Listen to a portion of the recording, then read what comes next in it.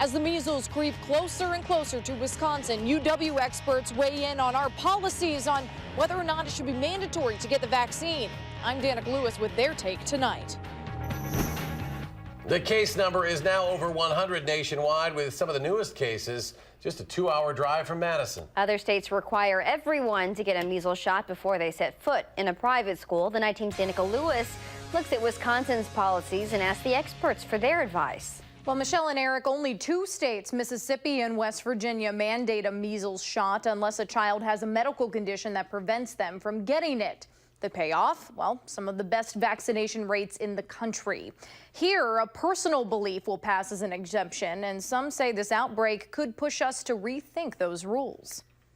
This is a good time to rethink this. Alta Shero has committed her career to studying shots and says she saw this coming. It is among the most easily transmitted diseases that we know. The UW bioethics professor saw the news out of Illinois, where 5 infants at a daycare came down with the measles.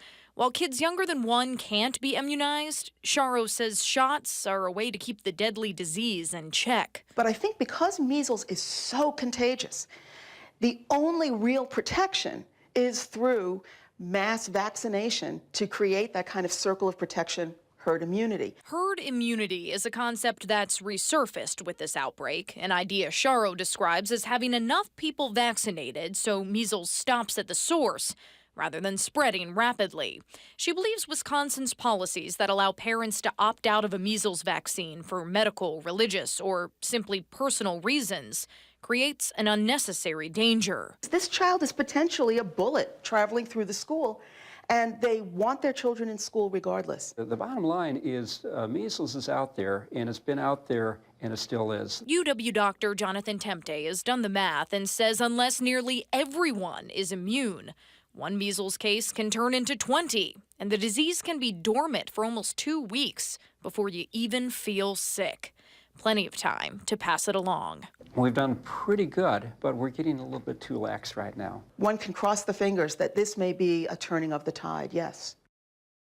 And parents aren't in the clear. Dr. Temte tells us anyone born before 1957 is okay, since before the vaccine, most kids came down with the measles and then became immune. But any adult younger than 58 who did not get vaccinated should consider it.